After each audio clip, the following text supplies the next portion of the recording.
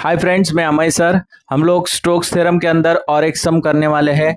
यहाँ पे देखो, ये इसके पहले भी इसी टाइप का प्रॉब्लम किया हुआ है, लेकिन ये पर्टिकुलर प्रॉब्लम मुंबई यूनिवर्सिटी के अंदर में 2022 को पूछा गया है। ओके, तो इस टाइप के प्रॉब्लम बहुत सी यूनिवर्सिटी में पूछे जाते हैं स्टोक्स थ्योरम्स के।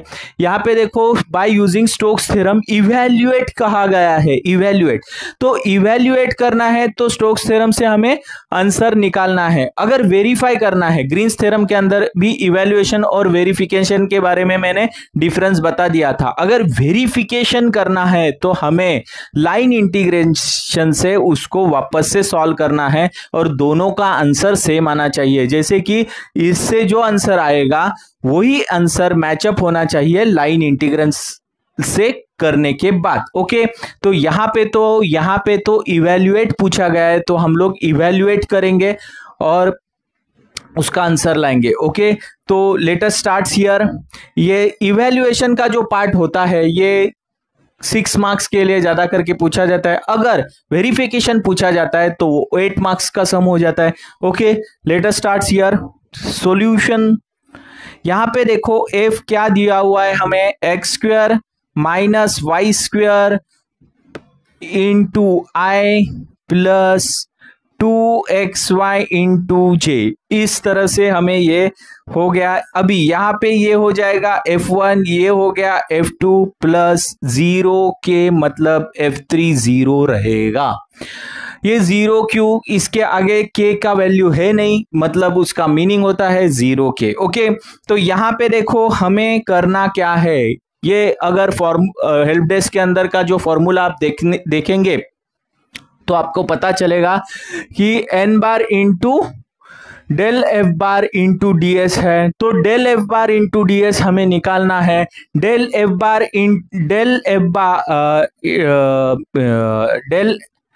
Into f bar cross product है। अगर क्रॉस प्रोडक्ट है तो डिटर्मिनेंट जैसा हमें निकालना होता है कि ये हो गया डाबा x अपॉन डाबा y डाबा z। हाँ, अभी आपका f1 क्या है, X square minus Y square. इसके बाद f2 क्या है आपका 2xy और f3 क्या है 0 है, आपको वहां पे प्लेस करने हैं। इसके बाद हमें करना क्या है, del into f bar is equal to I.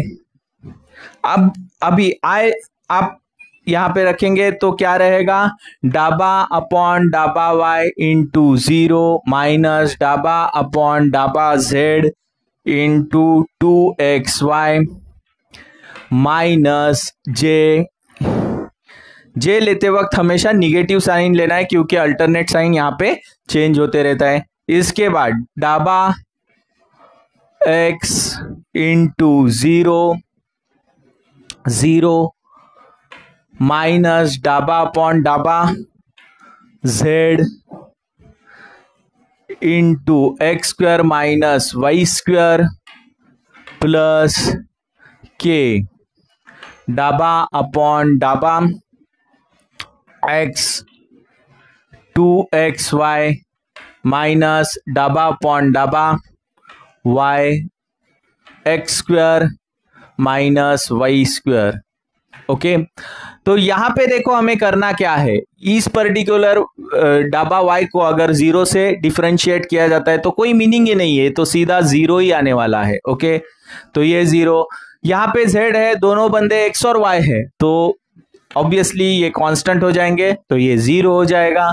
Minus के जे, यहाँ पे भी सेम थिंग 0, यहाँ पे भी दोनों बंदे x और y है, हम लोग z से डिफरेंशिएट कर रहे हैं तो ये भी 0 प्लस के, यहाँ पे x है और ऊपर भी x है तो उसका डिफरेंशिएशन क्या आने वाला है 2y माइनस, यहाँ पे माइनस साइन है, ये x का वैल्यू क्या हो जाएगा 0 माइनस 2y। ओके, इस तरह से मुझे ये वैल्यू मिलती है 4y इंटू के। हमें एन बार इंटू डाबा into del f bar cross product, ये जो है इनका डॉट प्रोडक्ट लेना है। तो एन का वैल्यू मैंने यहां पे आपको लिख के दिया हुआ है, N is nothing but what, K रहता है। तो के रहता है स्टोक्स थ्योरम के हिसाब से, तो यहां पे उसको देना है के इंटू ये डॉट प्रोडक्ट है, ये दोनों के बीच में, इसके और इसके बीच में कौन सा प्रोडक्ट है, डॉट प्रोडक्ट है, और ये दोनों के बीच में क्रॉस प्रोडक्ट है। क्रॉस प्रोडक्ट रहेगा तो इस तरह से होता है, डॉट प्रोडक्ट रहेगा तो आई इंटू आई या के इंटू के और j into j is nothing but what, 1 आता है। तो यहां पे आप देखेंगे तो 4y इंटू के, तो यहां पे 4y इन के इंटू के हो जाएंगे, तो ये हो गया 4y, के का क्या होता है 1, मतलब हमें मिला 4y। इस तरह से 4y मिलता है। ये जो वैल्यू है ये हम लोग इसके अंदर प्लेस करते हैं, मतलब स्टोक्स थ्योरम्स के अंदर। तो स्टोक्स थ्योरम के अंदर ये जो पर्टिकुलर ये रहेगी, ये वैल्यू हमें क्या मिल चुकी है 4y डायरेक्टली। ds जो रहता है वो dy इंटू dx कहता हूं, क्योंकि मैं dy पहले लिखा, ये dy और dx का जो ऑर्डर है ये लिमिट के ऊपर है। आप कैसे सेट करने वाले, लिमिट इसके ऊपर रहता है। ग्रीन्स थ्योरम जैसे ही हमें लिमिट सेट करने रहते हैं, ओनली डिफरेंस इज व्हाट, ये डिफरेंस रहता है। ओके, तो यहां पे ये जो लिमिट रहेंगे ये इनर लिमिट रहेंगे और ये जो लिमिट रहेंगे ये आउटर लिमिट रहेंगे। तो इनर और आउटर लिमिट हमें डायग्राम से पता चलते हैं। तो यहां पे हम लोग पहले इसका डायग्राम निकाल के लेंगे। तो डायग्राम निकालते वक्त हमें उसके बाउंड्री कंडीशंस देखने हैं। x is equals to 0 and y is equals to 0, x is equals to 0 and y is equals to 0, ये पॉइंट पर्टिकुलरली यहाँ पे मिल जाता है। यहाँ पे इसके बाद x is equals to 2, ये लाइन हो जाएगी आपकी। y is equals to देखो y is equals to हमें x दिया हुआ है, मतलब क्या है, y का इक्वेशन दिया है, ये लीनियर फॉर्म वाला इक्वेशन है, मतलब स्ट्रेट लाइन का इक्वेशन है।